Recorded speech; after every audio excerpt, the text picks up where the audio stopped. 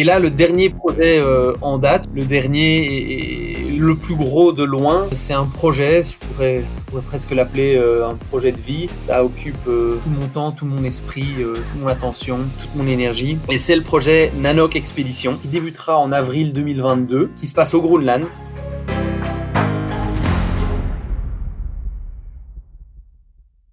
Eh ben écoute, bienvenue Gilles sur le podcast Les Frappés. Merci beaucoup. Très heureux de t'accueillir aujourd'hui pour échanger un petit peu sur ton parcours, mais surtout pour un projet complètement fou qui arrive. Je vais pas trop faire de spoil, mais qui arrive d'ici avril 2022 pour le moment.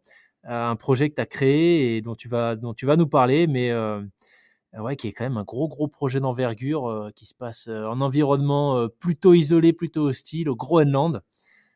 Donc, je suis impatient de t'écouter partager avec nous les détails du projet, puis comment ça t'est venu et ce que c'est que la réalité d'organiser un machin de cette envergure. Mais avant ça, je te laisse peut-être commencer par te présenter.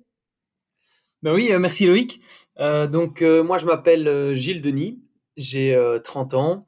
Je suis belge de Bruxelles, un bon belge pure souche. Euh, voilà, à l'université, j'ai étudié la physique et je me suis spécialisé en physique de la Terre et du climat. Et puis après les études, je suis parti voyager. Je suis allé dans le Grand Nord canadien et en Alaska. Et, euh, et voilà, et depuis le voyage et les expéditions ne m'ont pas vraiment quitté. Et maintenant, ça fait 5 ans que je travaille comme guide de voyage et d'expédition au Groenland d'abord et, et plus récemment en Islande et en Norvège aussi. Et à côté de ça, j'occupe mon temps avec des expéditions un peu partout qui comportent avec différents moyens de transport et différentes disciplines sportives. Voilà. Ça, c'est en 2 mots. Et guide, tu fais ça en freelance à ton compte ou t'es au sein d'une structure? Ouais, donc je travaille pour des agences de voyage. Au Groenland, c'est une agence qui s'appelle Tazermute South Greenland Expeditions. C'est une agence espagnole. Alors c'est assez marrant parce que donc ce sont essentiellement des guides et des travailleurs espagnols, italiens, argentins, chiliens. Euh, Ok. et puis on se retrouve avec toute cette petite bande de guélurons au fin fond du Groenland et c'est vraiment génial. Mais donc oui, je bosse pour une agence et donc je guide les groupes et les tours qu'elle me donne en quelque sorte. Et pour l'instant, c'est le cas aussi en Islande et en Norvège. Mais voilà, qui sait, un jour, j'ouvrirai ma propre agence de voyage ou peut-être d'expédition spécialisée. Et donc sur cette expédition à venir, tu disais que tu continues d'en organiser régulièrement. Qu'est-ce qui arrive en 2022? Je disais en introduction qu'il y a un gros projet qui arrive pour avril 2022. Est-ce que tu peux nous en dire plus? Oui, mais volontiers. Mais donc, oui, je partage mon temps actuellement entre essentiellement l'été, une grosse saison l'été de 4-5 mois, et puis de temps en temps des petits voyages plic-ploc l'hiver, euh, où je travaille donc été et quelques semaines à gauche à droite comme guide pour les agences dont je te parlais.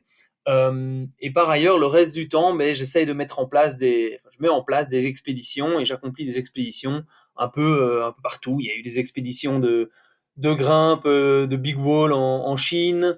La dernière, c'était au Yosemite, sur la côte ouest des États-Unis, au Yosemite et à Zion pour la grimpe de Big Wall.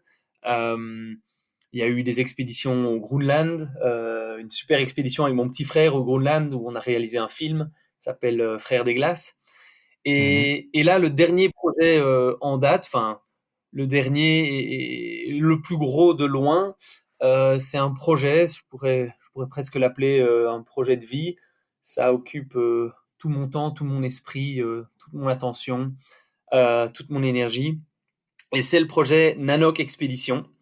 Alors, Nanook Expedition, c'est une expédition qui aura lieu, enfin qui débutera en avril 2022 qui se passe au Groenland. Et alors on dit que c'est avec un partenaire d'expédition, donc un certain Nathan Goffard. On est juste deux, et c'est une expédition qui va se dérouler sur 5 mois à deux au Groenland. Le principe, c'est un espèce de triathlon atypique au Groenland. Alors un triathlon dans le sens où on combine 3 disciplines sportives différentes. Une traversée polaire, donc on va traverser le Groenland d'ouest en est le long du cercle polaire arctique sur à peu près 600 km, donc sur la grande calotte glaciaire du Groenland. On appelle ça un Inland 6, c'est-à-dire, c'est un peu les images que vous avez en tête de, de l'Antarctique, quoi. Donc le grand blanc et le bleu du ciel. Et ça pour sur 600 km, ce qui risque de nous prendre en gros un mois. Enfin, c'est sur ça qu'on compte. Un mois d'expédition à ski donc, avec un traîneau qu'on tire derrière nous, qui contient tous nos vivres, notre matériel, notre tente, notre combustible, parce qu'il n'y a rien là-haut, donc il faut avoir absolument toute la nourriture nécessaire à sa propre survie, et il faut avoir tout le combustible nécessaire pour faire fondre la neige qui va nous servir qui va nous servir à nous hydrater, quoi, à boire. Donc ça, c'est seulement la première partie, un mois, de la mi-avril à la mi-mai, pour traverser l'Inland 6 du Groenland d'ouest en est. Et puis arrivé sur la côte est, là, on veut partir en kayak de mer, donc on troque notre matériel d'expédition, d'expéditeur polaire pour du matériel de kayak de mer. Et là, on part pour 1000 km le long d'une côte Waouh. hyper super sauvage, euh, où il n'y a pas une âme qui vive.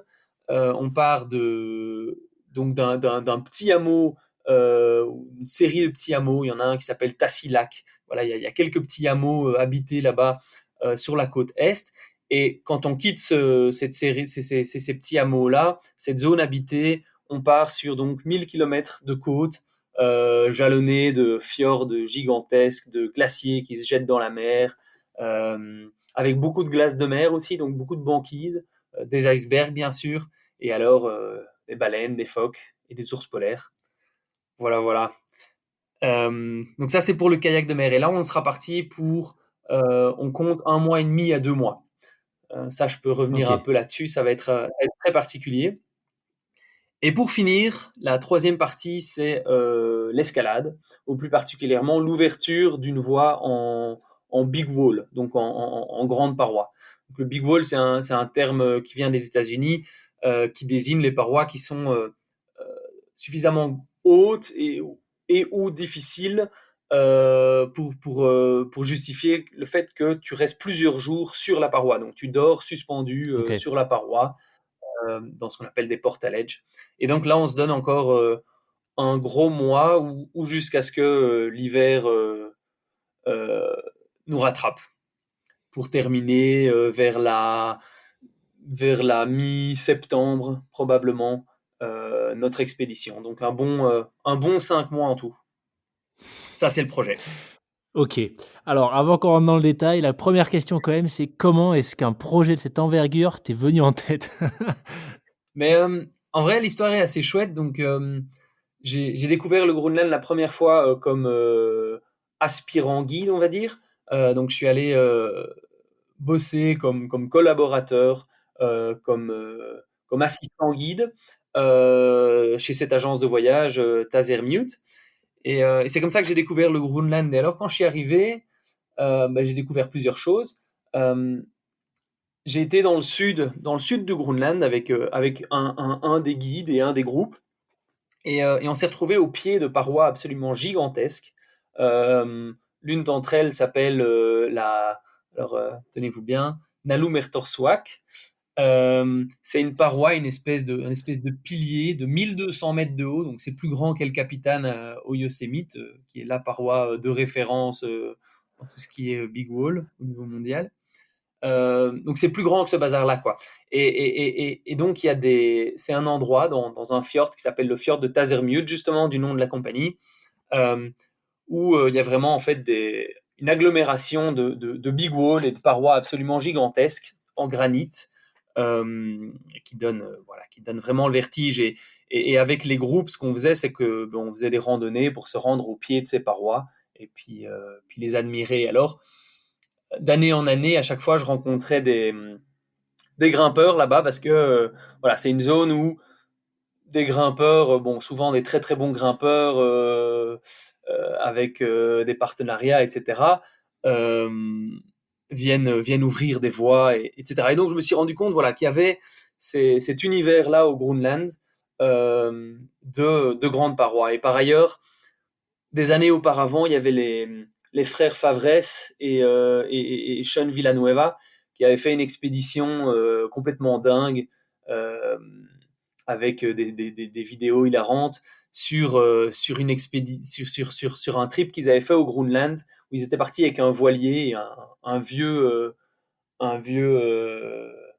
comment est-ce qu'on appelle ça, un vieux navigateur Mhm. britannique, et ils étaient partis aller grimper des parois gigantesques au Groenland. Je crois que c'était sur la côte est. Et donc voilà, la découverte de ces parois-là au Groenland cet été 2016, euh, lors de ma première venue au Groenland, d'une part, et puis l'accompagnement d'un guide et d'un groupe sur un tour en kayak de mer. Alors, chose cocasse, c'était la première fois que je faisais du kayak de mer dans ma vie. Ok. J'étais assistant guide, voilà. Non, mais ça s'est très très bien passé. Et là, je me suis rendu compte, j'ai découvert le kayak de mer et je me suis rendu compte du potentiel qu'avait cette discipline dans le domaine des expéditions, quoi. Parce qu'avec un kayak de mer, tu peux partir 2, 3 semaines si tu es organisé en autonomie totale, avec toute la nourriture, tout le matériel, tout ce dont tu as besoin pour vivre pendant ces 3 semaines, euh, sur des sections de côte extrêmement sauvages, et encore une fois, voilà, en autonomie totale. Et ça, c'est quelque chose que peu de disciplines sportives offrent Ouais. finalement.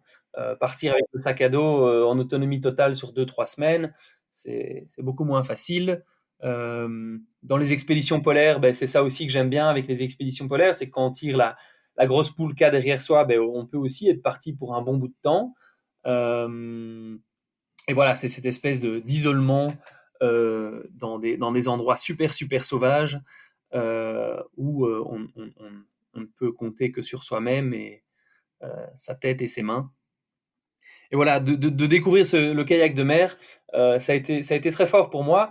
J'ai jamais eu une connexion très forte à la mer. Quand j'étais petit, on allait toujours à la montagne, on faisait un peu de camping, on faisait pas mal de randonnées en moyenne montagne.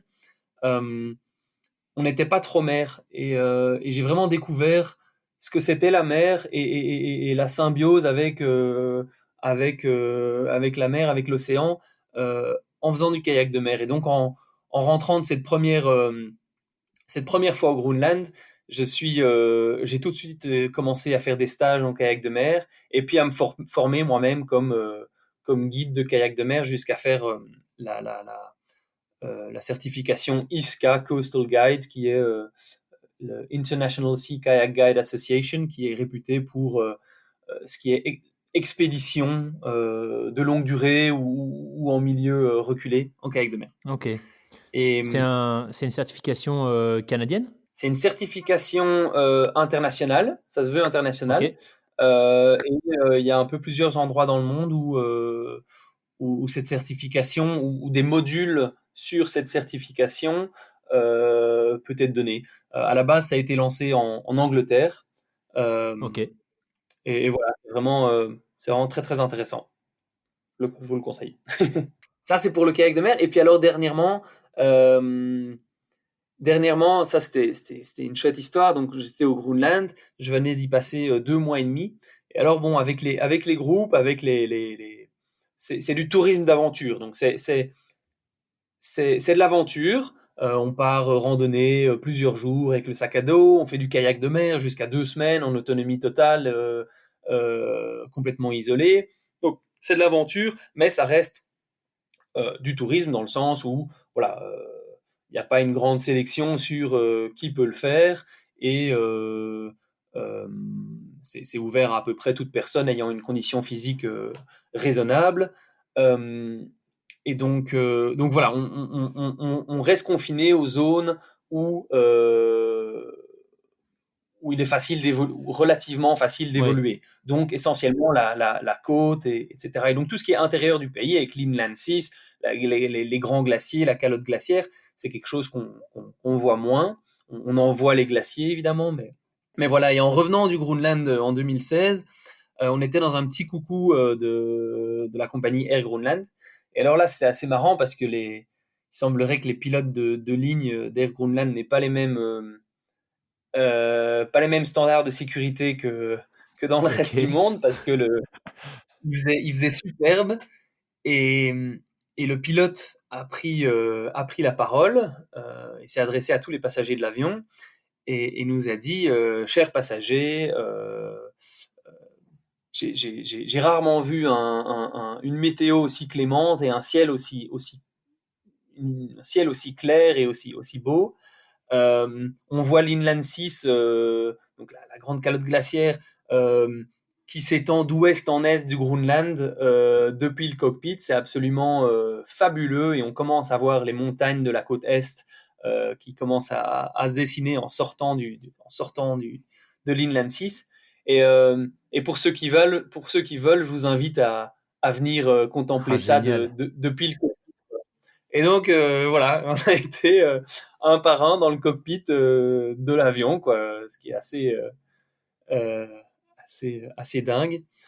Et voir cette inland qui s'étalait à perte de vue, blanc avec le bleu du ciel, avec cette espèce bah, cette courbe caractéristique de la Terre quand on voit quand on est en avion ou quand on est face à des paysages qui sont tellement où tu peux voir tellement loin que t'en Ouais. vois la courbe de la Terre. Euh, et j'ai trouvé ça fabuleux et je me suis dit, ah, il faut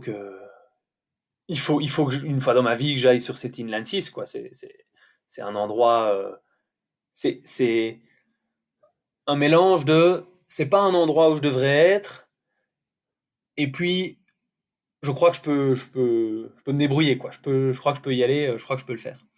Ouais. Et, euh, et donc, euh, et donc voilà, et ces trois découvertes ont fait que j'ai commencé à réfléchir et à me dire, mais est-ce que je peux pas mettre en place une expédition qui combine ces trois disciplines sportives, quoi. Et petit à petit, en parlant dans les années suivantes à différents collègues, à mon patron, qui est un grand explorateur polaire espagnol, Ramon Hernando de la Ramendi, qui a lancé un prototype de traîneau tiré par des énormes kites qu'il utilise au Groenland et en Antarctique pour des opérations scientifiques. Mais en parlant à tous ces gens-là et aux locaux et tout, bah, petit à petit, j'ai dessiné ce projet, quoi, Nanook Expédition, voilà. OK. Et il y a une raison particulière pour laquelle tu as choisi de commencer par la traversée, puis le kayak, puis le big ball? Ouais, tout à fait. Alors, en fait, tout est dicté essentiellement par les saisons, donc. C'est dicté par les saisons, mais peut-être plus particulièrement, c'est dicté par le kayak de mer. Le timing par rapport au kayak de mer a une importance assez centrale. Euh, donc, voilà, différentes choses doivent ou peuvent être faites à différents moments. En l'occurrence, la traversée de l'Inland 6, ben, on est autorisé à avoir un permis, parce qu'il faut un permis pour traverser une ligne 6, pour éviter que n'importe qui y aille et puis se Ouais. plante et doivent être secourus ou quoi. Parce qu'on parle de secours qui demandent des moyens très très conséquents et qui coûtent extrêmement cher. Qu'est-ce qui délivre ce permis? C'est c'est le Groenland lui-même. J'ai plus en tête le nom de l'organisme, mais c'est le gouvernement du Groenland qui délivre D'accord. ce permis. Et donc en relation étroite avec les opérations les opérateurs de search and rescue au Groenland, quoi. OK. Et c'est des opérateurs, publics pour les, search and rescue? Oui, est-ce que c'est public? Euh, oui, je crois, ouais, c'est directement lié Ok. au gouvernement du Groenland, ouais, je crois. Et par curiosité, pour boucler la boucle sur ce petit point spécifique du permis, mais on parle de quel coût à peu près pour, je sais pas s'il y a un rapport avec la durée, avec la distance, avec la période à laquelle tu y vas. Le prix du permis, c'est combien à peu près? Et peut-être pour les assurances spécifiques, il y a des choses à savoir aussi de ce côté-là? Oui, alors c'est un permis qui est assez laborieux à obtenir. Il y a beaucoup il y a un certain nombre de démarches quand même à faire, administratives, pas mal, un paquet de critères à remplir. Euh, Par exemple, il faut avoir une arme avec soi, comme au Svalbard, pour pouvoir, le cas échéant, se défendre face aux ours polaires. Euh, Quand on parle de se défendre face aux ours polaires, en général, enfin, la première chose, c'est pas de tirer sur l'ours polaire, c'est de tirer en l'air, c'est de l'effrayer. Enfin, il y a un tas d'étapes avant l'étape finale et complètement pas désirée de tirer sur l'ours polaire en tant que tel. Mais donc, faut avoir un fusil d'un certain calibre, d'un certain. Il faut avoir un certain nombre de matériel de communication bien spécifique, par exemple un VHF. Il faut avoir un téléphone satellite. Euh, il y a un certain nombre de requêtes par rapport à ce qu'il faut avoir, par rapport à qui est dans l'expédition, comment l'expédition s'agence, s'organise, démontrer une expérience Ah oui, dans ok. les participants pour les pour l'expédition. Donc voilà, il y a un certain nombre de critères à remplir et puis vraiment un dossier à fournir et à défendre. Et puis, ce qui est assez compliqué pour une expédition, enfin pour quiconque souhaite traverser l'Inland 6, et en fait simplement, pas seulement le traverser, mais y passer plus de 24 heures, techniquement, selon la loi, c'est ça. Euh, c'est qu'il faut quand même débourser un deposit de 25 000 euros, ce qui, Ah oui. voilà, pas forcément facile. Euh, et puis, mais bon, c'est juste un deposit, c'est pas le terme, hein. C'est quoi le. C'est une sorte de caution, c'est ça? Oui, c'est ça, une caution, pardon, ouais. Voilà, une caution. Donc on nous la rend évidemment au terme de l'expédition, Euh, mais c'est pour s'assurer, c'est une des façons pour l'organisation et les services de recherche et de secours au Groenland de s'assurer que ils ont une manne dans laquelle puiser pour leurs opérations de recherche et de secours. Oui. Euh, Évidemment, il faut faire preuve de prouver qu'on a une assurance solide avec des barèmes bien précis. Euh, mais voilà, c'est une précaution additionnelle importante. Oui. Euh, Au-delà de tout ça, le coût en tant que tel, c'est un coût par soumission de dossier. Et j'ai plus en tête ce que c'est. Ça doit être plus, j'aurais tendance à dire dans les 200-300 euros. Je me trompe peut-être. J'ai plus en tête là comme ça ce que c'est. C'est pas aussi faramineux que les 25 000 euros. Euh, mais Ouais, voilà, donc c'est assez contraignant. ça reste raisonnable quand même en termes de coût de permis. Je suis allé faire un trek dans la région du Khumbu vers le camp de base de l'Everest là. Et du coup, en échangeant, j'ai découvert que le permis pour l'Everest, c'est 21 ou 25 000 dollars, quelque chose comme ça. Juste le permis. Ouais. Donc bon. Ok, bon, intéressant. Et les assurances, j'imagine que tu es obligé de passer par des assurances hyper spécifiques. Tu peux pas aller voir ton assurance habitation classique et, euh, et opter pour une assurance pour le Groenland. Ça doit être un truc assez particulier, notamment en termes de recherche, etc., j'imagine, non? Oui, bien sûr, faut se concentrer dans notre cas fort sur l'aspect, les montants alloués aux frais de recherche et de secours, parce qu'en Oui, général, ces montants sont assez minimes dans une assurance classique famille ou quoi. On parle de 2 000, 3 000, 4 000 euros max. Euh, euh, Donc ça, évidemment, c'est clairement pas suffisant. À côté de ça, en Belgique, on a le club alpin belge qui fournit une assurance avec des frais de recherche et de secours qui sont plus conséquents. Et, et là, je crois que c'est 10 000 euros de frais de recherche et de secours, mais le barème est bien plus élevé. Donc c'est vraiment à ça qu'il faut faire attention. Euh, voilà, moi on a trouvé cette assurance qui s'appelle GOS, qui est liée aux appareils Iridium, et notamment le InReach de chez Garmin et ce genre de choses-là, qui, si on fait appel au secours via ces appareils-là, ben on te donne accès tu as accès à cette assurance, quoi. Enfin, si tu y as souscrit, évidemment. Et là, c'est des D'accord. montants bien plus importants. Alors du coup, peut-être pour finir sur ce petit zoom sur le sujet des assurances, tu as la même assurance pour les 3 disciplines du projet? Alors, le thème des assurances n'est pas un thème qu'on a encore finalisé, OK. enfin qu'on a déjà finalisé complètement. Donc je ne sais pas te répondre précisément. Ce qui est sûr, c'est que euh, il semblerait, en fait, ça nous surprend très fort, mais il semblerait que cette assurance GOS, donc, qui est liée aux appareils Iridium et au InReach, etc., euh, donne une assurance et des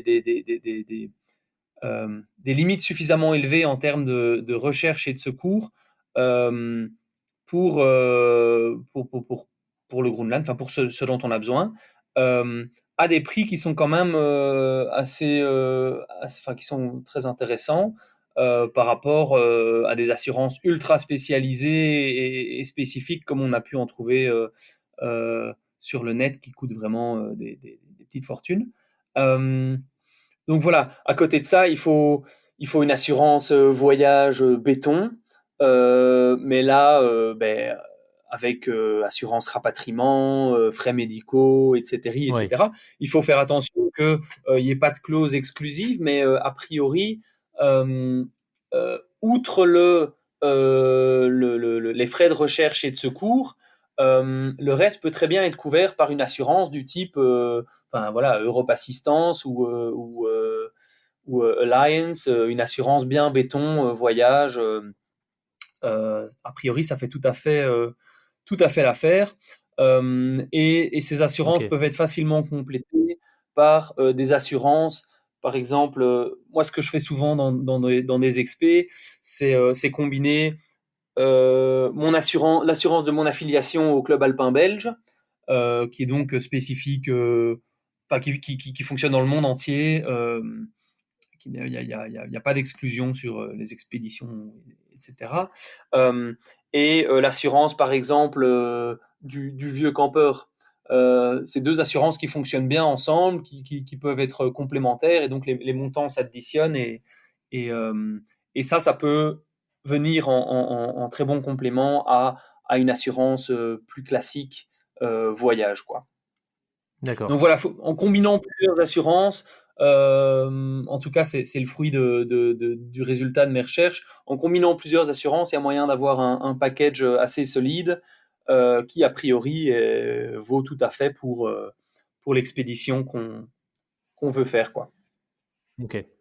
Ouais, bon, clairement, j'imagine un point à ne pas négliger vu les enjeux potentiels si quelque chose se passe, hein. Vous êtes pas à 20 kilomètres de Bruxelles, pendant le projet donc ouais. Je suppose Ouais. il faut faire en sorte que tout soit calibré pour les dimensions du projet. Si on en revient du coup, aux 3 disciplines, est-ce que tu peux peut-être nous en dire plus sur, la 1re, la traversée de l'Inland Sea? Je vais y arriver. Tu disais à peu près 1 mois, en Pulka. Les conditions, c'est quoi à cette période en termes de température, de conditions de vent, de durée de jours, le poids que vous allez porter? Enfin voilà, si tu rentres un petit peu, pour commencer à nous faire rêver, dans la réalité de ce que ça va être, elle va ressembler à quoi cette première étape? Ouais, alors la première étape, la traversée de l'Inland 6 du Groenland, on, on va vraiment partir aussitôt que les permis nous le permettent, donc le plus tôt possible dans la saison, c'est-à-dire le 15 avril. Donc on va encore avoir des journées qui sont... on va commencer avec des journées qui sont encore un petit peu plus courtes, et surtout avec des températures qui restent bien bien froides. Donc là, au milieu de l'Inland 6, au niveau du cercle polaire arctique, on peut facilement, à cette période-là, avoir des températures qui atteignent les -30, les -40, et ça, c'est une température ambiante. Ah Après, oui. la température ressentie avec le vent peut encore prendre 20 degrés de moins, quoi. Euh, Après, les températures moyennes, je dirais, à cette époque, sur avril, ça doit être du -20, je crois, -20, -25, avec un air relativement sec. Donc c'est en soi supportable, avec du bon équipement. Maintenant, ce qui va jouer, c'est deux choses. C'est le long terme. Il faut tenir le coup sur toute la longueur. Et alors, ce qui est important pour nous, c'est que vu qu'on fait une expédition qui est si longue, 5 mois, et qu'on doit avoir la pêche jusqu'au bout, euh, on va partir en essayant de... Enfin, avant de partir, on va s'entraîner et on va manger de façon à prendre quand même du poids, de la masse musculaire d'une part, et puis un peu des graisses, etc. Donc partir un peu plus lourd que d'ordinaire pour avoir voilà, simplement des réserves. Et puis, il faut absolument, dans notre alimentation, dans notre effort et dans la condition dans laquelle on part, que, euh, que sur ce mois de traversée de l'Inland 6, on ne peut pas perdre de poids, quoi. Parce qu'après, c'est reparti pour 2 mois de kayak, et là, c'est une autre histoire encore. Et puis après, il y a la grimpe. Et donc, ça, c'est un point important pour nous. Donc, il va falloir vraiment faire attention à la forme physique dans laquelle on part et comment est-ce qu'on se nourrit. Donc, et puis l'autre chose, c'est, ben voilà, sur l'Inland 6, on est au milieu d'une étendue absolument gigantesque de glace, sans aucun obstacle pour arrêter, pour vous protéger du vent ou de quoi que ce soit. Notre seule protection, c'est la tente, ou éventuellement les murs de neige qu'on pourrait monter autour de la tente.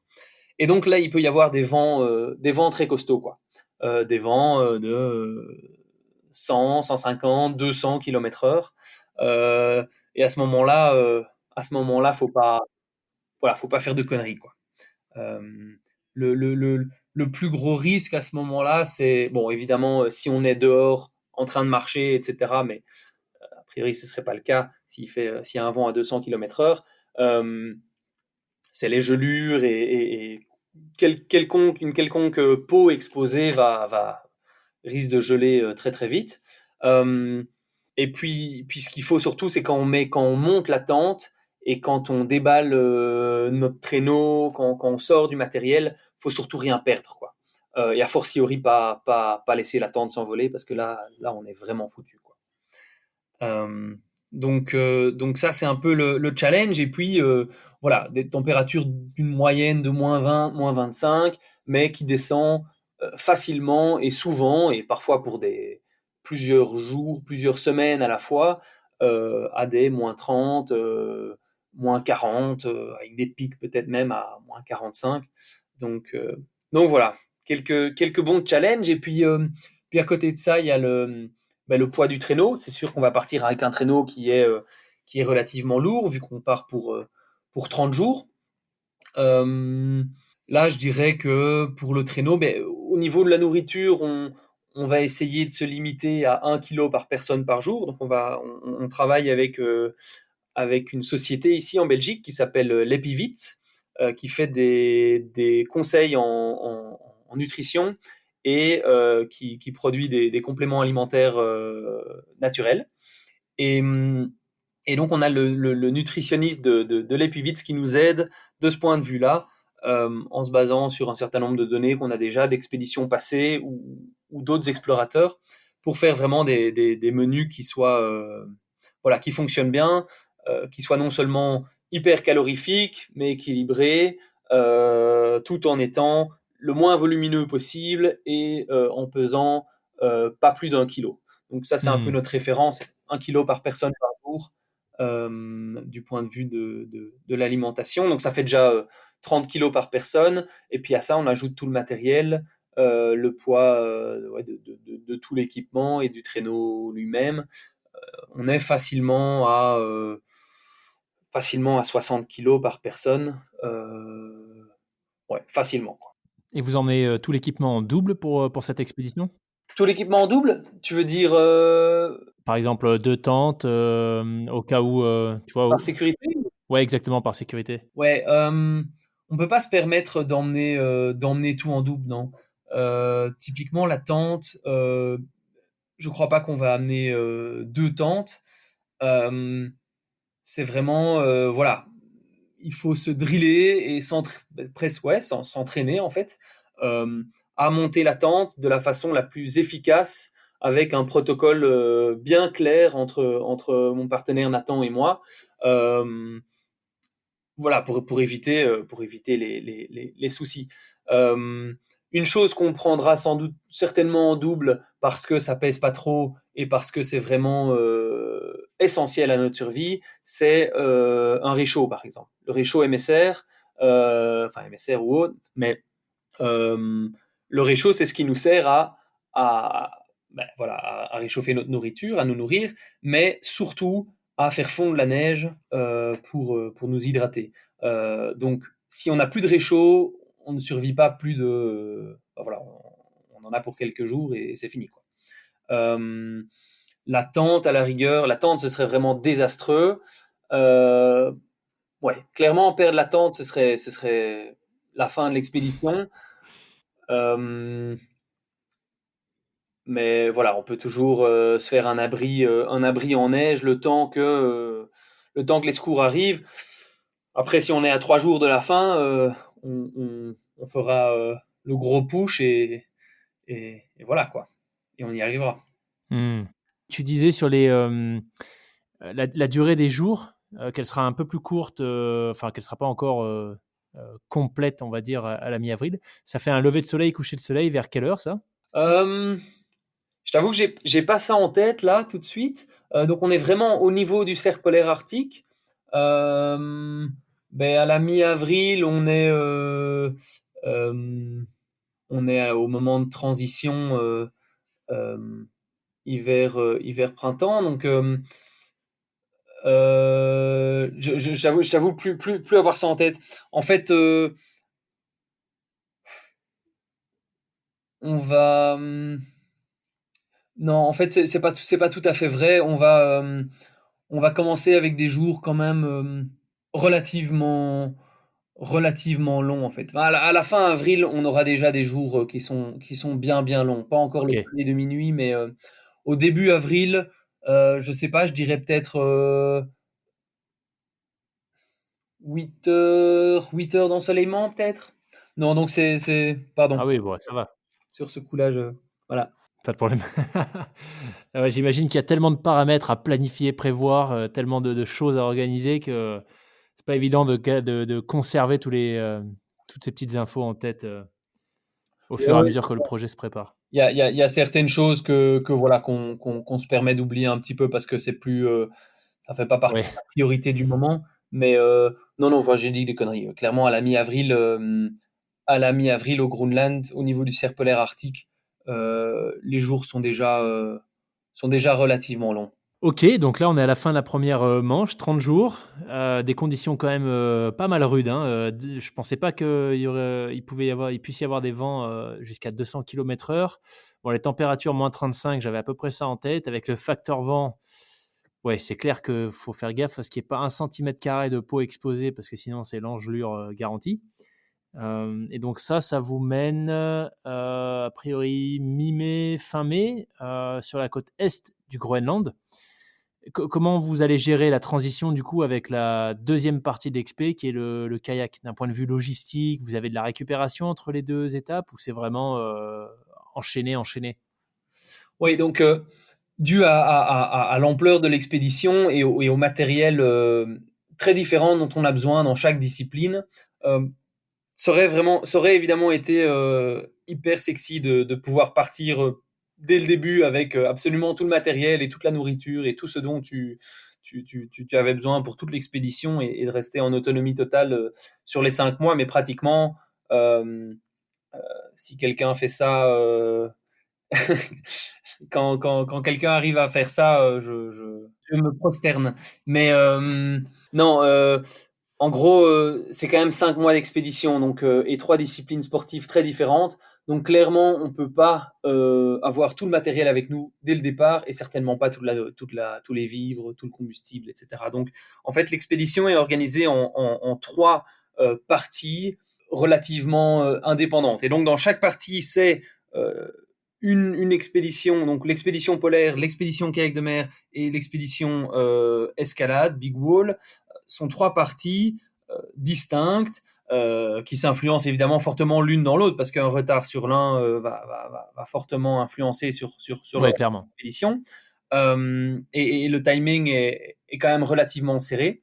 Euh, mais voilà, c'est trois expéditions relativement autonomes. Donc, on commence sur la côte ouest dans j'allais dire une ville. Bah oui, c'est une ville au Groenland, mais pour nous, ce serait un hameau. Euh, donc, c'est Kangerlussuaq, euh, qui est l'aéroport international, l'endroit où il y a l'aéroport international du Groenland. Et une fois traversé le Groenland d'ouest en est, on arrive sur la côte est, dans un hameau qui s'appelle Isortok, et puis on migrera vers un autre hameau qui s'appelle Tassilak. Donc là, il y a une série de petits hameaux sur la côte est qui sont assez rapprochés. Euh, et là, en fait, on va opérer la transition. Donc, on sera parti sur la côte ouest avec uniquement notre matériel d'expédition polaire et notre nourriture pour l'expédition polaire.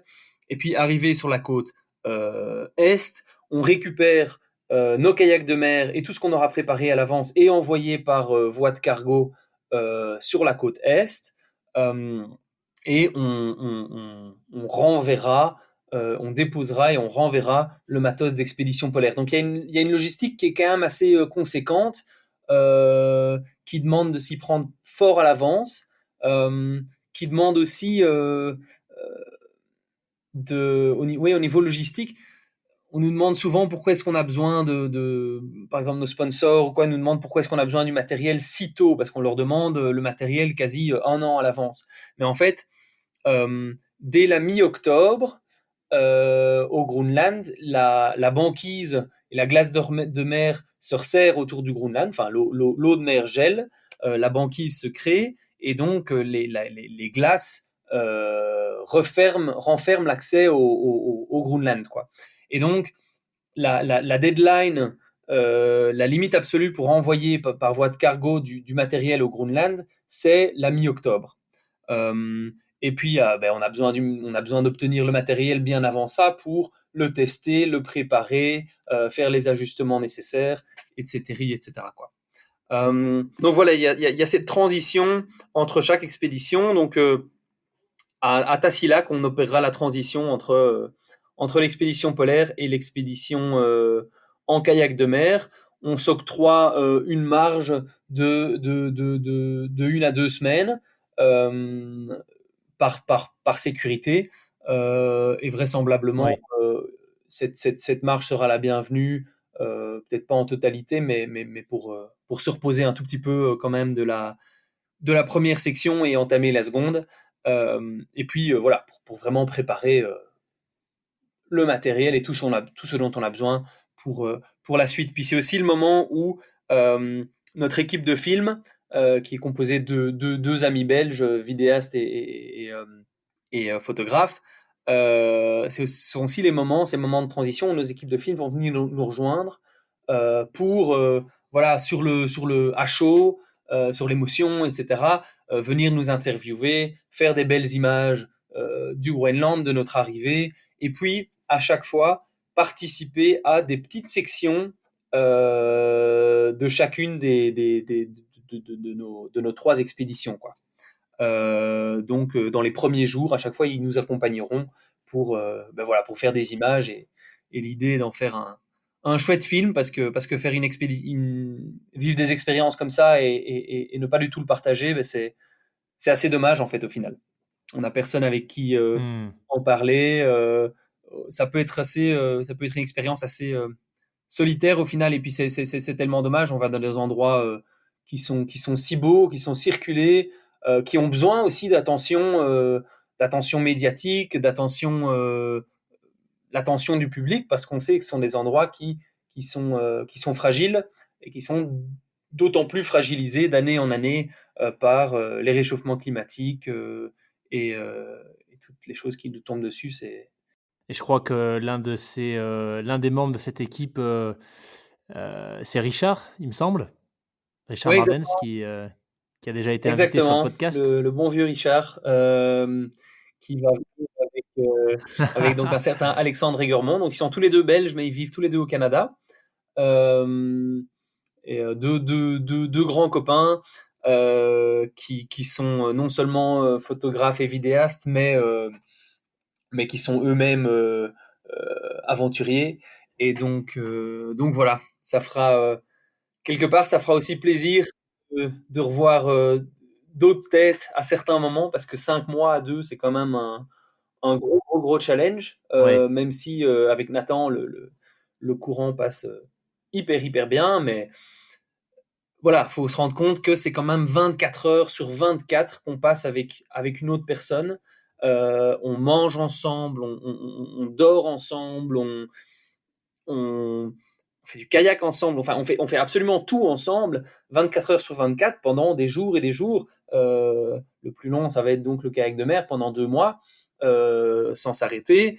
Et ça, c'est plus que n'importe quel couple, n'importe où peut vivre. Je veux dire, quand on est avec quelqu'un en couple, on a, on a au moins quelques heures par jour où on bosse, on est au bureau, enfin peut-être moins maintenant avec le corona, mais euh, et donc on se retrouve, voilà, on n'est pas toujours l'un sur l'autre, quoi. Donc ça va être chouette. Comment vous allez gérer ça d'ailleurs? C'est quelque chose que vous avez déjà évoqué dans votre préparation, plutôt mentale là pour le coup? Parce que c'est vrai que c'est ça clairement ça aura un impact. Oui, donc clairement, Nathan et moi, depuis le début, donc ça fait maintenant, j'ai même plus près de 2 ans qu'on s'est rencontrés et qu'on a commencé à élaborer ce projet petit à petit. Euh, Mais en fait, ce projet, c'est une excuse merveilleuse pour faire un paquet d'expéditions que j'ai toujours eu envie de faire avec un partenaire idéal. Donc en fait, c'est pas très grave si ça prend du temps à se préparer. C'est même pas très grave du tout. Euh, Là, avec le corona, l'expédition a malheureusement dû être reportée pour une série de raisons dont on pourra discuter après. Euh, mais donc, en fait, dès le début, ce qu'on s'est dit avec Nathan, c'est important, c'est même crucial, non seulement pour notre préparation physique et technique, mais aussi pour l'entente et notre entente à deux et notre capacité à travailler et à être ensemble dans des moments difficiles. C'est absolument crucial de faire un certain nombre de pré-expéditions. Et donc, on s'est donné l'objectif de faire des pré-expéditions, c'est comme ça qu'on les appelle, sérieuses dans chacune des disciplines. C'est-à-dire une expédition qui se concentre exclusivement sur euh, euh, l'expédition polaire. Donc là, par exemple, on va partir à la mi-mars. En tout cas, c'est le plan. On va partir à la mi-mars au Yukon, au nord-ouest du Canada. Justement, Alex et Richard nous rejoindront. Et là, le but, c'est de faire une expédition que j'ai en tête depuis des années et des années, depuis mes toutes premières expéditions, enfin depuis ma toute première expédition à mes 18 ans là-bas, et puis ma deuxième grande expé à mes 25. Au Yukon, donc au nord-ouest du Canada, il y a un massif une chaîne montagneuse dans la prolongation des Rocheuses qui s'appelle la chaîne du Mackenzie et qui est à cheval entre le Yukon et les territoires du Nord-Ouest. Et notre but, c'est de partir, c'est de parcourir, de suivre un vieux sentier historique qui s'appelle le Canal Heritage Trail, qui était en fait un canal, enfin un sentier en terre qui avait été érigé par les Américains pendant la Seconde Guerre mondiale euh, pour, euh, pour construire un pipeline qui relierait différents territoires à l'époque. Et puis cette route a été aussi utilisée par les postiers de l'époque qui, en attelage de chiens de traîneau, reliaient différentes communautés. Et donc c'est une Ah route oui. qui a beaucoup, beaucoup d'histoire et qui maintenant s'est complètement voilà, effacée. Mais le but, c'est de suivre cette vieille route historique qui relie, en passant à travers les montagnes, le Yukon et les territoires du Nord-Ouest euh, jusqu'à Norman Wells, ça s'appelle, le long du fleuve Mackenzie.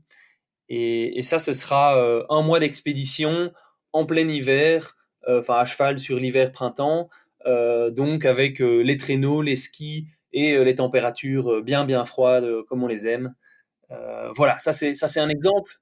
Et puis il y a eu le Yosemite et Zion sur la côte ouest des États-Unis euh, l'automne dernier. Euh, il y a eu le tour des Cornouailles en Angleterre en hiver il y a 2 ans maintenant. Euh, et il y a eu voilà, un paquet d'expéditions qui étaient toutes des bonnes excuses pour faire des chouettes trucs.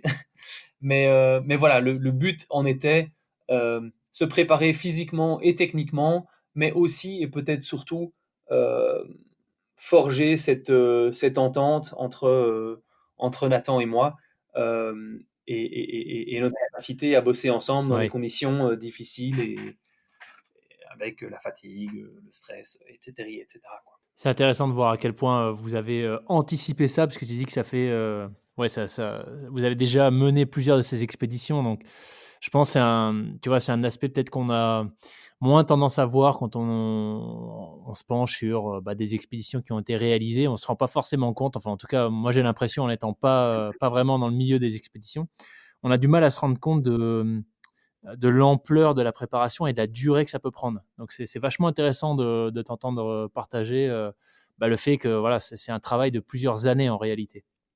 Bon, le Covid n'a pas aidé, Mais ouais, mais même. cette expédition, elle est d'une ampleur assez colossale, en tout cas par rapport à qui je suis, à mes moyens. Et voilà, c'est un projet qui occupe toutes mes pensées, toute mon énergie. C'est un projet pour lequel je fais des sacrifices énormes, tant au niveau de ma vie professionnelle que de ma vie privée, que de ma vie sentimentale.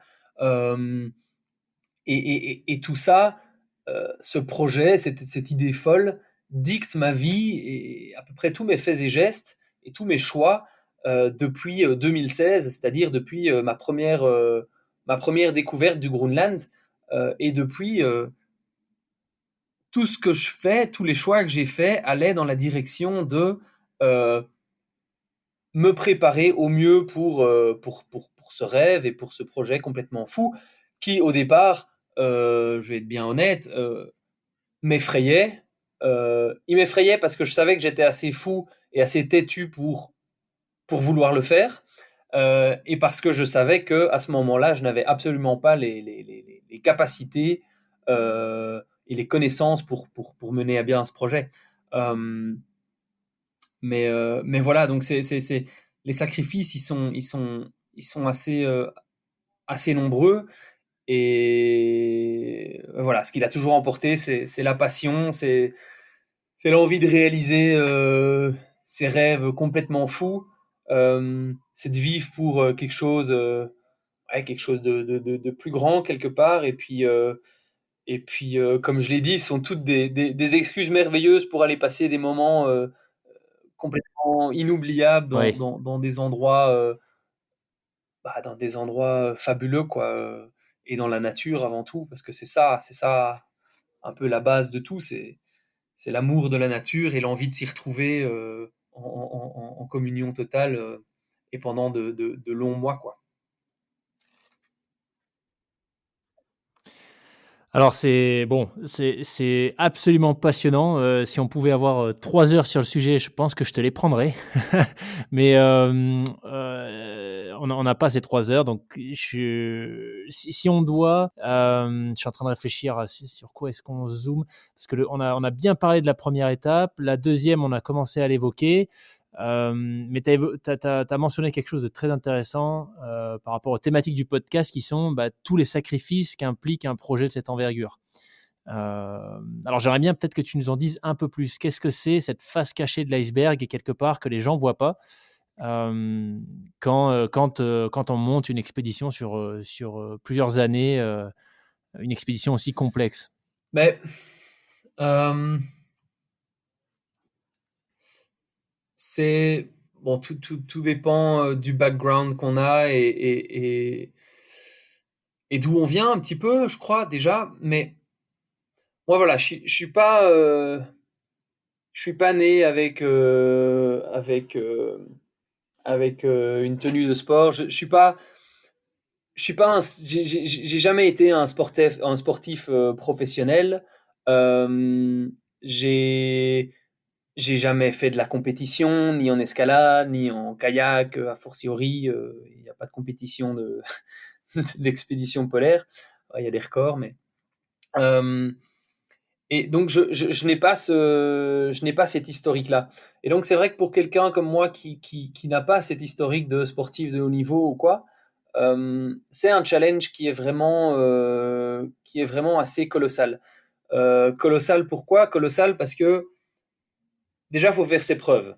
Euh, il faut malheureusement quelque part, mais la passion et euh, l'amour du plein air, de la nature, etc., ne suffit malheureusement pas, ou en tout cas pas dans mon expérience, à l'élaboration d'un projet comme celui-là. Il faut pouvoir prouver qui on est et ce qu'on peut faire.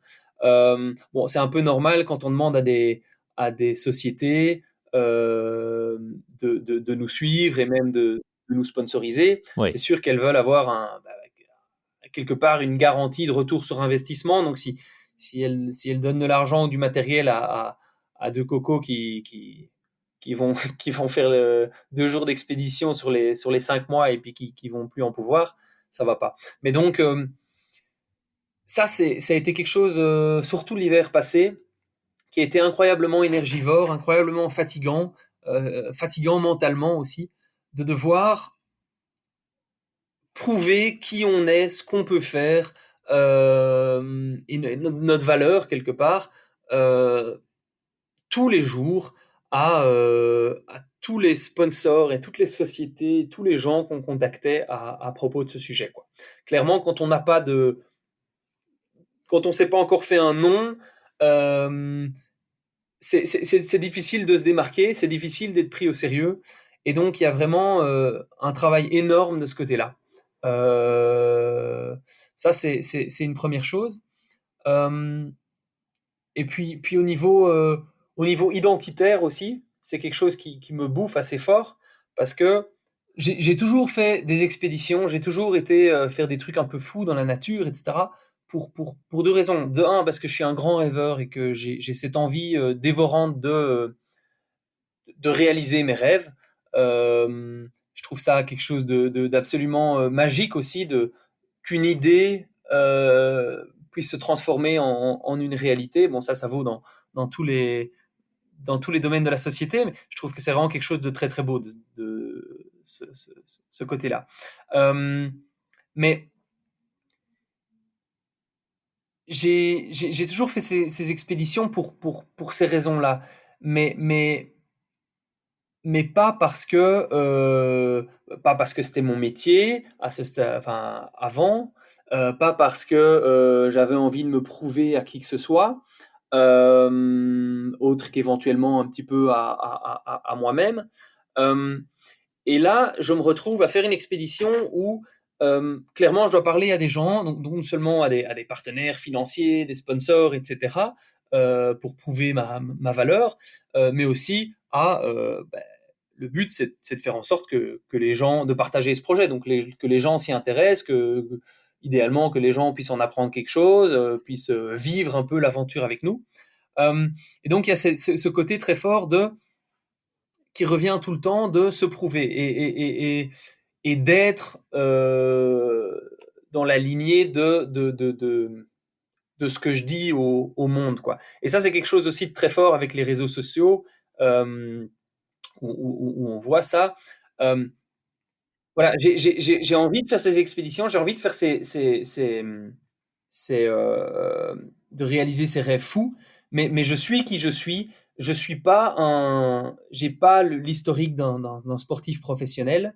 Je suis pas connu, je suis pas. Et donc parfois je suis confronté à l'image que j'ai de moi-même, de me dire ouais mais qui est-ce que je suis quelque part pour faire une expé pareille et pour dire à tout le monde que que je vais faire un truc absolument incroyable, etc., etc. Parce que forcément, faut apprendre à se vendre un petit peu, et c'est pas quelque chose qui vient forcément naturellement, en tout cas pas pour moi, mais c'est quelque part important.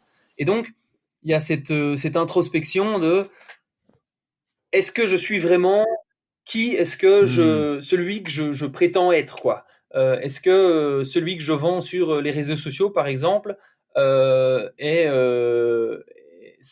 aligné à moi, quoi. Et quelque part, cette réflexion parfois que je me dis, oui, mais enfin, de pas avoir l'impression d'avoir l'impression d'être une petite personne, toi, de... Or, j'essaye de me vendre comme l'aventurier et tout ça. Parce que d'une part, d'une certaine manière, c'est nécessaire. Et donc ça, c'est un peu un clash interne euh, qui, qui, qui peut jouer pas mal contre moi. Voilà, pardon, j'ai eu un peu du mal à m'exprimer, mais c'est ça que je voulais dire. Je pense que ce que je comprends aussi, c'est peut-être cette idée de rester toi-même. D'un autre côté, le projet, bah oui, va clairement faire partie de ton identité ou voilà, tu te construis aussi à travers ce projet, surtout quand c'est un projet qui est étalé sur plusieurs années. Et donc quelque part, ce que tu dis en termes de voilà, ce qui est complexe à gérer, c'est bah, de pas se perdre soi-même à travers un projet Ouais, de cette ampleur, exactement. quoi. De pouvoir garder son identité propre, quelque part, pouvoir garder le Gilles Denis assez simple que je suis et qui aime bien, ouais, qui aime bien les choses simples, qui n'a pas forcément envie d'attirer plus que nécessaire l'attention sur moi-même. Euh, donc ouais, ouais, il y a de ça clairement. Ouais, ok. Alors, je vais essayer de faire court, mais c'est vraiment, il faudrait presque qu'on planifie un épisode 2. Mais si on balaye du coup les deux dernières parties enfin les deux autres parties du projet, donc tu disais kayak de mer, voilà 2 mois en autonomie totale sur la côte est du Groenland. Donc vous partiriez en direction du sud pour rejoindre la pointe sud du Groenland. Concrètement, ça va être quoi les gros challenges? Tout de suite, il y a la température de l'eau qui me vient en tête, mais je pense aussi à bivouac. Comment vous allez faire pour être sûr à la fin de chaque journée de choper un emplacement de bivouac? Mais j'imagine que c'est pas les seuls défis. Donc, ça va être quoi les grands enjeux de cette deuxième manche? Mais les grands enjeux de la seconde manche, à vrai dire, je me sens plus concerné en ce qui concerne les enjeux de la partie kayak de mer de l'expédition et Big Wall aussi que ceux de la première partie. Parce que, sans pour autant dire que ça va être facile, loin de là, mais la première partie, j'ai l'impression que c'est un domaine que je maîtrise un petit peu plus. Euh, Ce qui se passe avec le kayak de mer, c'est que ça va être très particulier. Donc déjà, ça va être très long, 1 mois et demi à 2 mois, en autonomie totale et sur notre route, donc d'à peu près du premier tiers sur la côte est du Groenland jusqu'à la pointe sud, ce qui s'appelle le Cap Farvel du Groenland. Euh, il y a donc 1000 kilomètres de côte et absolument aucune bourgade, aucune personne, rien. C'est vraiment nature, nature, nature. Et c'est très, très, très sauvage et un environnement assez hostile avec voilà, beaucoup de. c'est de la roche et des glaces et des ours polaires, quoi. Et ce qui va être dur en kayak de mer, c'est qu'en fait, on va devoir évoluer de façon hybride, ou amphibie plutôt, sur la glace et dans l'eau. Alors, je te parlais tout à l'heure du fait que, que le timing de l'expédition avait été en grande partie dicté par le kayak de mer. Mais c'est parce qu'en fait, il y a un courant très froid qui vient du pôle Nord essentiellement, qui longe la côte est du Groenland et qui va vers le sud. Et ce courant emporte avec lui énormément de glace de mer, donc de la banquise, ce qui fait que jusque très tard dans la saison, jusque pratiquement à la fin de l'été, sur la côte est, on a de la glace de mer. Et donc naturellement, moi à la base, je me disais, mais le but c'est de faire du kayak de mer, donc on veut pas que la mer soit encombrée de plein de bouts de glace partout. Euh, et donc il faudrait y aller quand la glace aura en bonne partie disparu. Puis en parlant un petit peu, je me suis rendu compte qu'en fait, la côte est du Groenland, elle communique, elle donne directement sur l'Atlantique, et pas n'importe quel Atlantique, c'est l'Atlantique Nord. Et à l'époque au moment où les glaces sont essentiellement fondues, on est déjà en août, septembre, et c'est là que l'Atlantique Nord commence à se déchaîner. Et donc on est exposé sur la côte est à des vagues et des vents et des conditions vraiment très extrêmes, et sans doute vraiment trop extrême pour y aller tranquillement, enfin euh, pour y aller en kayak de mer. Et donc la solution, ça a été de se dire, en fait, on va partir, Sachant que l'eau est à combien là? sachant que l'eau est à 3-4 degrés. Donc Waouh! voilà, bien Ouais. froid. Et donc la solution qu'on a trouvée, c'est vraiment de partir à cheval entre l'hiver et l'été, c'est-à-dire euh, à cheval c'est-à-dire partir à un moment de l'année où on aura suffisamment d'eau libre et que la banquise se sera suffisamment fracturée pour créer des canaux dans lesquels on peut s'engouffrer, dans lesquels on peut avancer avec notre kayak de mer. Euh, et en jouant avec les marées hautes, en fait, si on synchronise nos, nos, notre avancée avec les marées hautes, en fait, en marée haute, la glace de mer se sépare essentiellement de la côte, et on a donc un canal où on peut évoluer en kayak de mer. Mais donc suffisamment d'eau libre pour pouvoir nous laisser avancer en kayak de mer, mais suffisamment de glace quand même et de banquise pour pouvoir, en fait, quelque part, absorber toute cette énergie qui vient de l'Atlantique Nord, et faire en sorte que la mer dans laquelle on évolue tous les jours pendant 2 mois soit plus calme, quoi. Qu'il y ait pas des vagues énormes et des vents, des Ouais. vents à 300 km/h. Donc, ça, c'est la solution qu'on a trouvée. Et donc, le challenge avec ça, c'est qu'en fait, on va devoir jouer en mode amphibie entre le kayak de mer sur l'eau et puis tirer le kayak derrière nous sur la banquise, parce que tous les extants, évidemment, on va certainement se faire bloquer. Il faudra traverser des sections de banquise ou même sauter un peu de glaçon en glaçon en tirant le kayak de mer derrière nous. Et, et ça risque voilà, de non seulement prendre pas mal de temps, mais ça a aussi une incidence sur le type de kayak qu'on peut emmener.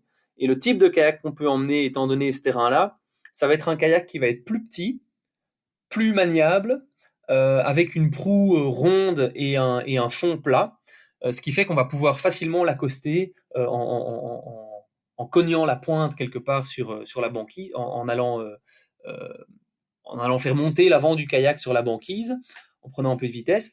On va pouvoir à la fois tirer ce kayak sur la banquise et embarquer, désembarquer du kayak facilement quand on arrive sur la banquise. Mais ça veut dire qu'on va avoir un kayak plus petit, qui a donc une capacité moindre, Et capacité moindre veut dire qu'en fait, on ne sera pas à avoir toute la nourriture dont on a besoin pour le mois et demi ou les 2 mois avec nous. Et déjà dans un kayak de base, avoir un mois de nourriture, c'est Ouais. déjà beaucoup. C'est déjà vraiment beaucoup. Il faut déjà vraiment optimiser les choses. Mais alors ici, on est dans les conditions où, bon, ce sera juin, juillet. Donc, c'est a priori les meilleurs mois en termes de température ou de météo. Mais il fera quand même froid. Il y aura de la glace de mer partout. L'eau est très très froide par-dessus tout. Euh, il peut y avoir des vents assez puissants. Donc encore une fois, il faut bien se nourrir. Il faut facilement 4000 kilocalories par jour par personne. Euh, facilement. Et, et donc, en fait, ben, il va falloir qu'on se sustente à peu près peut-être 50% euh, avec ce qu'on arrive à trouver sur place. Donc, chasse et pêche, quoi.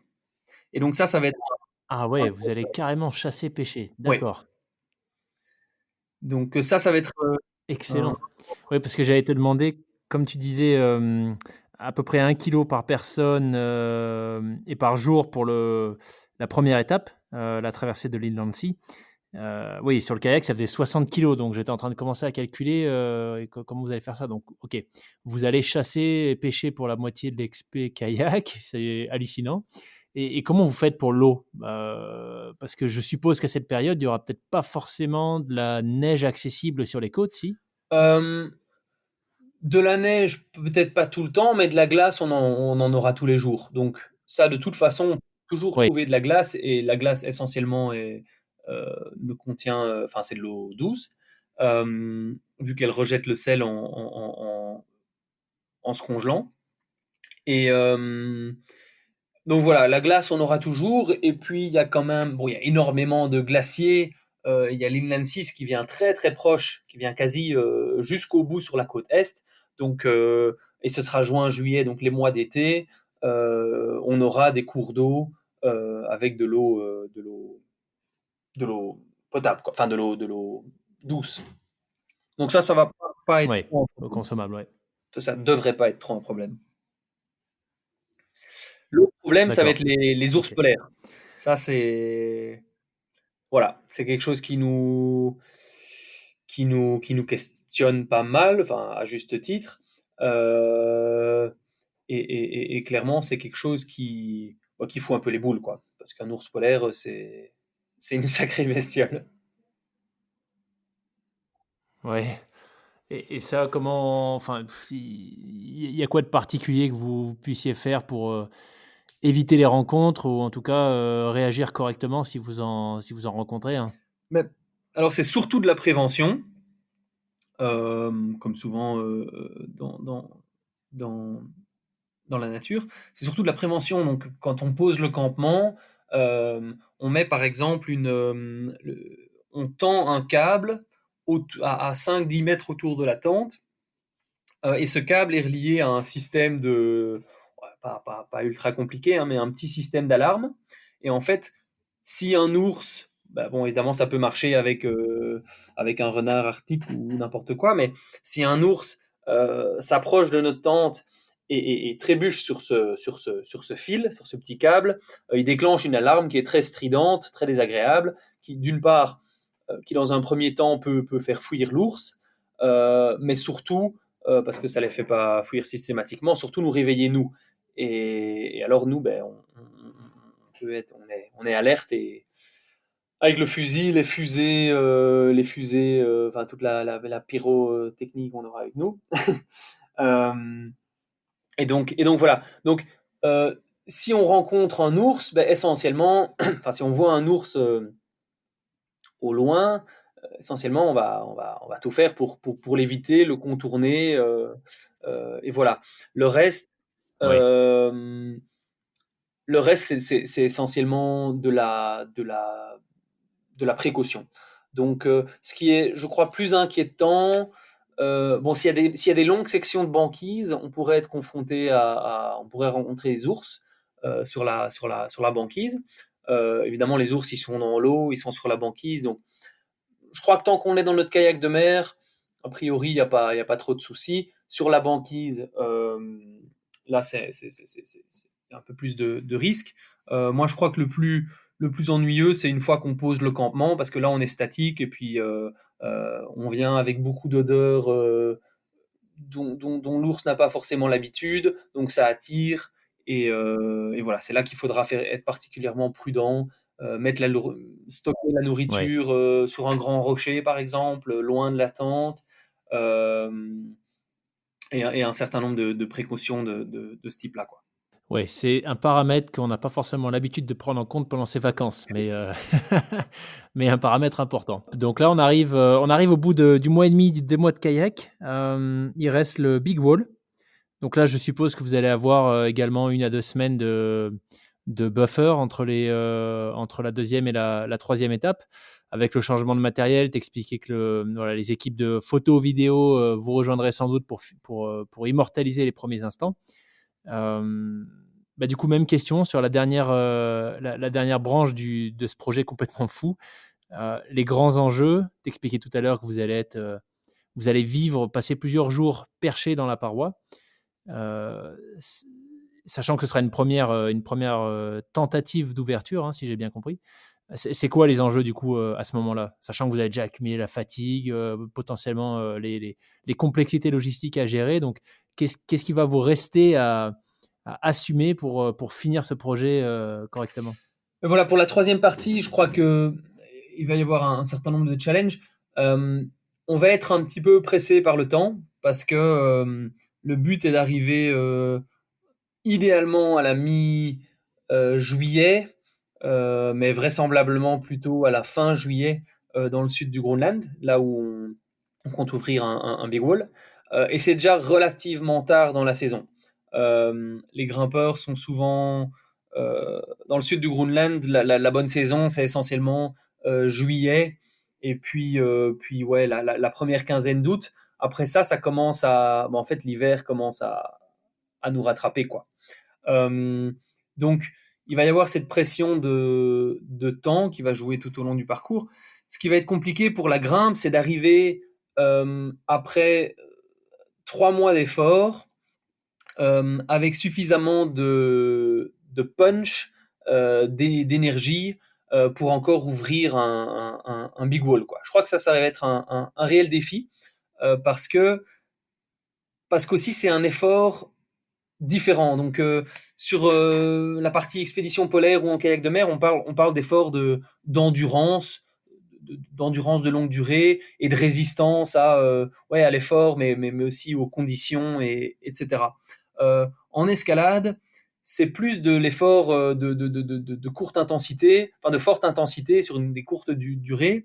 Il faut pouvoir avoir de la puissance, pouvoir avoir des doigts solides. Euh, et ça, cette puissance-là, ce punch, la crainte, c'est qu'après autant de mois d'expédition, il nous manque un petit peu. Donc ça va être un gros défi. Euh, Par ailleurs, un autre gros défi, ça va être l'état dans lequel nos doigts vont arriver après 3 mois d'expédition dans le froid à moins 40 degrés et puis dans la flotte et parmi les gars pendant Ouais. 2 mois. Euh, on espère encore avoir des doigts à ce moment-là. Euh, a fortiori en état pour grimper un big wall. Donc ça va être un challenge. Mais après, plus spécifiquement au big wall, ben, le challenge, ça va être euh, trouver une paroi qui nous inspire. Alors, il y a beaucoup de parois dans le sud du Groenland. Nous, on veut trouver une paroi qui en jette un peu, forcément. Hein, c'est ce que quand les grimpeurs ouvrent une voie, c'est ce qu'ils veulent, qui en jettent un peu, qui soit impressionnante, qui soit belle, qui soit esthétique, avec une ligne, une ligne qu'on peut ouvrir, euh, mais qui soit d'un niveau raisonnable. C'est-à-dire qu'il ne soit pas complètement extraterrestre dans les 8 et les 9, en sachant que nous, voilà, on est des bons grimpeurs, mais on n'est pas grimpeurs professionnels. On n'a pas de niveau, on n'a pas un niveau extraordinaire. Donc, et Ouais. a fortiori, après autant de mois d'efforts, ça va être compliqué. Donc, trouver un mur qui nous inspire, trouver une belle ligne qui sorte jusqu'au sommet, idéalement, ce qui est pas toujours donné. Euh, nous y retrouver dans cette paroi granitique énorme. Et, euh, et puis, ben, concrètement, arriver à ouvrir à trouver notre voie, puis à l'ouvrir, et puis j'espère à la libérer euh, avant que l'hiver nous rattrape, quoi. Et l'hiver, ben, il va nous rattraper déjà à partir de la mi-août, fin août, ça va devenir vraiment compliqué, a priori. Et en septembre, à voir, mais ça risque d'être vraiment, vraiment dur. Donc ça va être un petit peu au finish, jusqu'à ce que l'hiver nous rattrape, qu'on n'en peut plus, enfin, qu'idéalement, Mmh. et surtout qu'idéalement, on arrive à ouvrir et libérer notre voie. Donc voilà, ça va être ça le défi. Et puis, ben, clairement, Pardon, ouais, j'allais dire à la fois une course contre le temps, mais aussi cette capacité à gérer, la fatigue qui se serait accumulée, au cours des, plus de 3 mois d'expédition, précédents. ouais, clairement.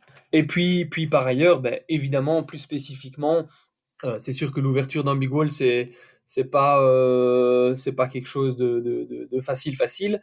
Euh, Nous, on est grimpeurs. On s'est initié depuis quelques années à l'escalade de big wall. En termes d'ouverture, on a assez peu d'expérience. Donc ça va être aussi en partie voilà, de la découverte, mais ce qui est pas si mal. Mais ce qui veut se dire que voilà, on va se retrouver dans des situations compliquées, avec une météo qui peut être très capricieuse dans le sud du Groenland, euh, vers ouais, a fortiori vers dès qu'on arrive à la mi-août ou quoi, ça va devenir plus compliqué. Euh, et clairement, on se retrouvait à 500 mètres de haut sur un mur avec le portaledge, et puis que le vent se lève et la pluie, éventuellement de la neige ou quoi, ben ça va être épique, quoi. Ouais, OK. Comment est-ce qu'on peut on arrive à la fin doucement mais sûrement. C'est juste, enfin, j'ai des étoiles dans les yeux là depuis le début que je t'écoute, tu me vois pas mais je bois tes paroles et je suis sur le site en même temps, je regarde un petit peu ce que vous avez déjà, partagé, au grand public. Comment est-ce qu'on peut soutenir ce projet? Où est-ce que vous en êtes en termes de recherche de financement, de partenaires? De quoi est-ce que vous auriez besoin d'aide, je sais pas, pour la logistique? Où est-ce qu'il vous faut des bras, de l'argent ou du matos? Ouais, ben écoute, merci beaucoup de demander. Euh, mais essentiellement, au niveau du sponsoring matériel, on commence à être confortable, disons. On a un partenariat avec Marmotte. Euh, on va probablement signer un partenariat avec Petzl. Et voilà, d'autres plus petites et moyennes entreprises. Là où on a besoin d'aide, ça va être dans le domaine du service, donc par exemple dans le domaine des transports, transport aérien, transport par cargo. Là, clairement, on aurait besoin d'aide. Et puis, au niveau médias et communication, donc clairement, on a besoin, et donc je te remercie d'autant plus pour ce podcast, on a besoin de parler de notre projet, on a besoin de présenter notre projet au grand public. On a non seulement besoin, mais on en a envie. Mais clairement, c'est un impératif quand on veut parler à des sponsors et des partenariats divers et variés. Donc, clairement, les médias, euh, écrire sur faire un podcast sur notre projet comme celui-ci, écrire sur notre projet, euh, nous interviewer, passer à la radio, à la télé, tout ça. Voilà, c'est des choses pour lesquelles on est très demandeur. Et puis, last but not least, au niveau finance, là, on n'est pas encore très très avancé. Euh, et c'est ce qu'on va attaquer maintenant plus sérieusement. Clairement, là, au niveau finance, on a besoin d'aide. Alors, je parle d'aide, mais en fait, nous, quand on décrit ça à nos partenaires, on parle de collaboration parce que c'est vraiment une collaboration qu'on essaye de mettre en place. Euh, on a beaucoup de choses à offrir, Ouais. que ce soit au niveau de la visibilité qu'on peut offrir sur différents canaux, l'originalité du projet, le film au retour de l'expédition, les conférences, qui sait, peut-être un bouquin. Et alors, de façon plus importante et peut-être plus impactante, parce que c'est ce que, au final, c'est ce que les sociétés recherchent, un retour sur investissement avec une meilleure garantie de retour sur investissement, c'est qu'on est en train d'établir des partenariats médias. On va avoir a priori la DH, la DH et la Libre, peut-être Paris Match aussi, qui sont des médias assez importants en Belgique, qui vont nous suivre tout au long du périple, donc avant, pendant, après, avec sous différentes formes. D'abord sous forme d'interviews vidéo sur différentes thématiques, mais ensuite aussi avec des podcasts justement en live pendant l'expédition, donc pendant les 5 mois. Ça va être assez incroyable que les gens puissent nous suivre. Ah, Ouais, intéressant. ouais, ça va être vraiment cool. Mais donc via ces plateformes médias, en fait, on peut offrir un certain nombre de garanties de visibilité, enfin des garanties de visibilité assez importantes pour nos partenaires. Donc voilà, des finances, c'est vraiment ce dont on a besoin. Euh, un, un, un mécénat, ce serait pas mal aussi. Ouais. Un mécène qui nous tombe du ciel. Euh, non, mais puis après, plus de façon plus terre à terre et peut-être plus sympathique. Mais ce qu'on veut aussi, c'est que les gens s'intéressent à notre projet. Nous, on veut partager notre projet. Donc, on utilise différents canaux de communication. On a nos canaux propres. Donc, on a notre site internet www.nanocexpedition.be qui est un peu la vitrine du projet avec plus d'explications sur notre préparation, ce qu'on compte faire, ce qu'on a déjà fait, nos partenaires, etc., etc. Comment nous contacter. Et je vous invite à aller faire un tour. Et puis sinon, on a voilà les réseaux sociaux, Facebook et Instagram. Alors, euh, on se concentre sur mes réseaux sociaux à moi, simplement parce qu'on n'a pas le temps de s'occuper de trop de réseaux sociaux à la fois, et parce que c'est un petit peu plus conséquent sur mes réseaux sociaux à moi. Donc, Gilles Denis Expédition, Expédition au D'accord. pluriel, sur Instagram. Ça, c'est un peu vraiment le canal de communication le plus actif pour l'instant. Et voilà, j'essaye de partager des infos sympas, des chouettes photos. Euh, je parle de Nanoc, mais à ce stade-ci, vu qu'on en est encore un peu plus loin, ben, je parle aussi de plein d'autres choses, de grimpe, de pré-expédition, justement. Donc, il y a de la variété, du Groenland, plein de photos du Groenland. Et Facebook, même chose, donc Gilles Denis Expédition. Donc voilà, nous Ok. soutenir, nous suivre. Et puis, bah, si vous avez des connaissances dans le mécénat ou des sociétés qui pourraient être intéressées de s'associer à une expédition de ce genre-là, avec l'image, la visibilité que ça peut amener, bah, évidemment, c'est bienvenu. Sachant aussi qu'il y a un aspect dont on n'a pas parlé du tout, et qui est quand même très important pour nous et pour nos partenaires, je crois, c'est que on a mis en place un partenariat de recherche scientifique, où en fait on va collaborer, on collabore avec l'Observatoire Royal de Belgique, qui est un institut public en Belgique, à Bruxelles, qui à la base c'est surtout comment est-ce qu'on dit, de l'astronomie et de l'étude, ouais, c'est ça, astronomie, etc., et cosmologie, mais ils font aussi beaucoup maintenant dans le climat, dans l'étude de l'atmosphère. Et voilà, et donc on va contribuer à cette recherche en emmenant avec nous des outils de mesure qui vont, pendant toute la durée de l'expédition, récolter des données sur la composition atmosphérique, l'épaisseur de la glace sous nos pieds, les températures, la pression, etc., etc. Et ces données, l'Observatoire royal de Belgique est intéressé de les récolter et pour les ajouter à leur modèle et pour les étudier de façon indépendante aussi, euh, voilà, amener d'autres réponses et mettre en lumière Super, certaines problématiques de façon peut-être plus apparente, ou en tout cas y contribuer euh, avec Nanoc, quoi. super. Pour le budget, si c'est pas confidentiel, tu peux peut-être nous dire, ce dont vous avez besoin?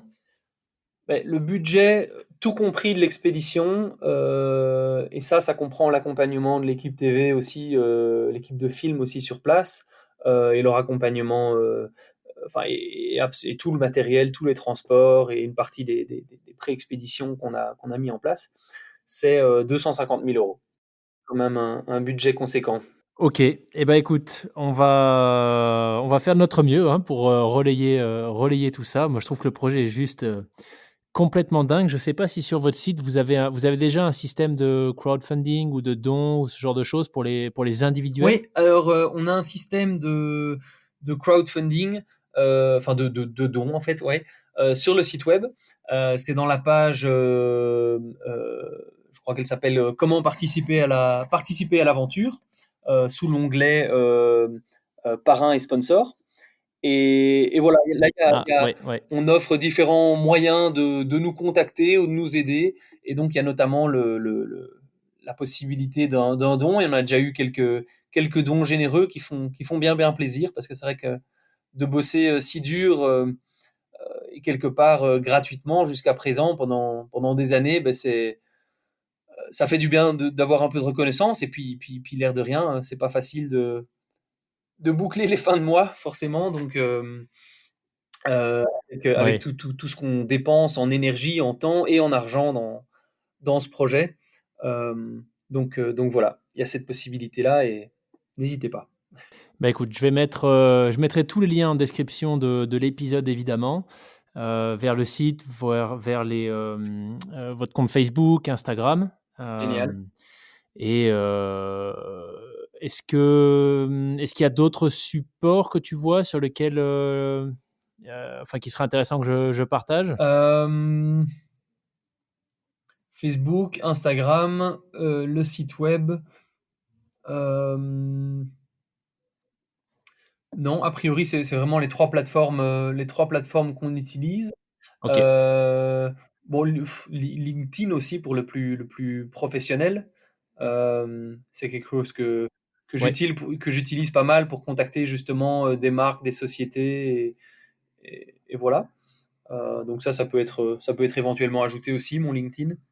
Super, bah, écoute, j'ajouterai tout ça. Le mot de la fin peut-être, fort de tout ce que tu as déjà appris, même si l'aventure, Nanoc est encore, plutôt au stade de projet, hein, puisque vous n'avez pas commencé, mais, fort de toutes ces années de préparation, est-ce que tu aurais peut-être un conseil à donner à celles et ceux qui souhaiteraient, se lancer? Alors, avec différents niveaux de complexité, hein, mais, ouais, que toi tu retiens déjà de ce bout de chemin parcouru, depuis que le projet s'est formé et jusqu'à maintenant? Mais moi, ce que je trouve assez parlant, c'est que, ouais, enfin, c'est con, mais ce truc de tout est possible. Euh, Ce que je veux dire, c'est que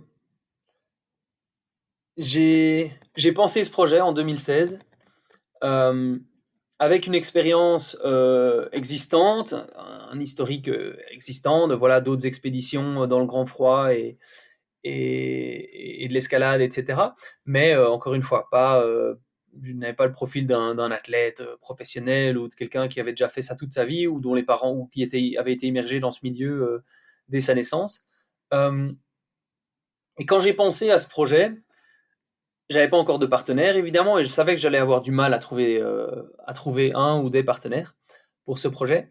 Et la façon avec laquelle j'ai procédé et qui m'a amené là où je suis aujourd'hui, c'est je me suis convaincu que, enfin, quand j'ai compris que c'était ce que je voulais faire et que ça allait aussi être un tremplin pour ma vie et pour mon parcours professionnel, euh, je me suis convaincu que j'allais le faire. peu importe si ça m'effrayait, peu importe peu importe les obstacles, peu importe toutes Mmh. les inconnues qu'il y avait encore à ce stade-là. Je me suis convaincu que j'allais le faire. Et plus que ça, j'ai dit, je me suis dit, mais je l'ai aussi dit aux gens autour de moi, je me suis dit, je vais faire ça à telle date. Je me suis fixé une date, je me suis dit, je vais le faire et ça va se faire à telle date. Et le projet était encore assez imprécis. Il y avait pas, j'avais pas encore de partenaire, mais je me suis dit, je vais le faire et ça va se passer à telle date. Et j'ai commencé à voilà, monter en parler sur les réseaux sociaux. Au début, ça s'appelait Greenlandic Triathlon, le triathlon groenlandais. Euh, et puis tout doucement construire un site web, en parler, et alors vraiment en parler autour de moi. Et ça m'a permis de rendre la chose très concrète, de transformer ce rêve en une réalité, parce que dès le moment où ça rentrait dans la réalité des autres, et ben quelque part, je devais le faire, quoi. Et, et donc de le dire aux autres, d'en Ah, parler, de dire je vais intéressant. le faire et ça va se passer à tel moment, et de commencer en fait seul à m'y préparer, donc aller faire mes cours de kayak de mes stages de kayak de mer, puis à obtenir mon diplôme de guide de kayak de mer, puis aller faire une première expédition de big wall en Chine, etc., etc., et de continuer tout ça, en parler autour de moi. Ça a fait en fait que j'ai j'ai créé ce projet, quoi. Et il a pris vie. Et il a pris vie dans mon. Il avait. Il ne vivait que dans mon imaginaire, mais il est devenu réalité. Et, et les gens ont commencé à s'y intéresser. Et en fait, j'ai attiré quelque part, de par ce que je faisais, de par ma préparation, de par ce que je disais, j'ai attiré les potentiels partenaires à moi, en fait, sans devoir vraiment les chercher. Et c'est comme ça qu'un jour, Nathan m'est tombé dessus à la salle d'escalade, euh, et qu'on a commencé cette aventure incroyable à deux.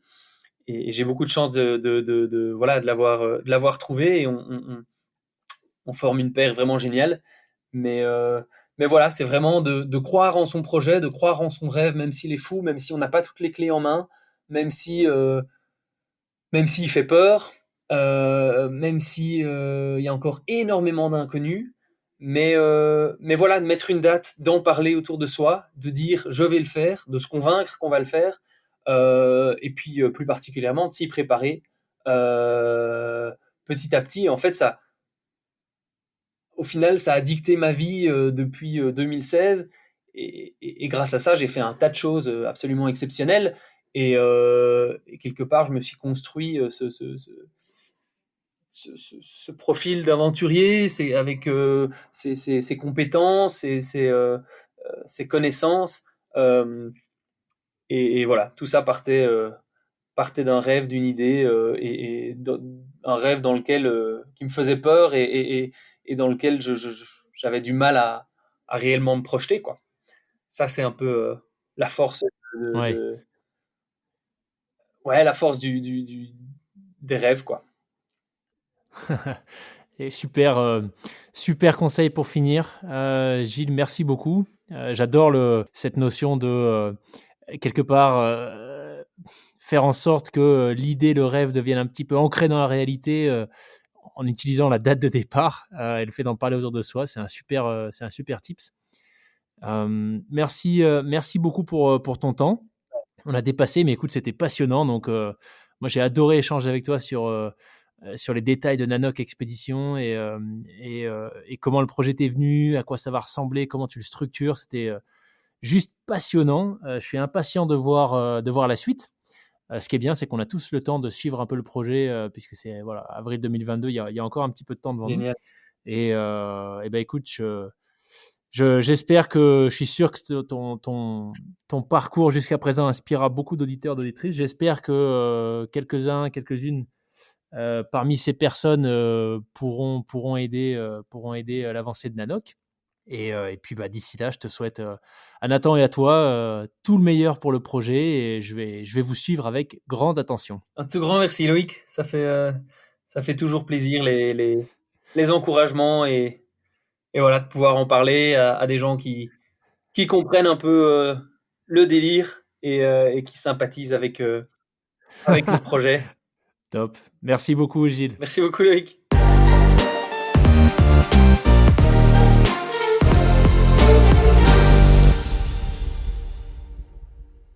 Merci d'avoir écouté cet épisode du podcast Les Frappés jusqu'au bout. J'espère qu'il vous aura intéressé, même inspiré pour vos différents projets, qu'ils soient pro ou perso. Je vous invite à nous faire parvenir vos commentaires, vos feedbacks, vos suggestions d'invités également, directement par email à contact@lesfrappés.com. Et enfin, si vous souhaitez nous soutenir dans cette aventure, n'hésitez pas à nous laisser une note sur les différentes plateformes d'écoute que vous utilisez, ainsi qu'un commentaire. Et je vous dis à la semaine prochaine pour un nouvel épisode. Ciao!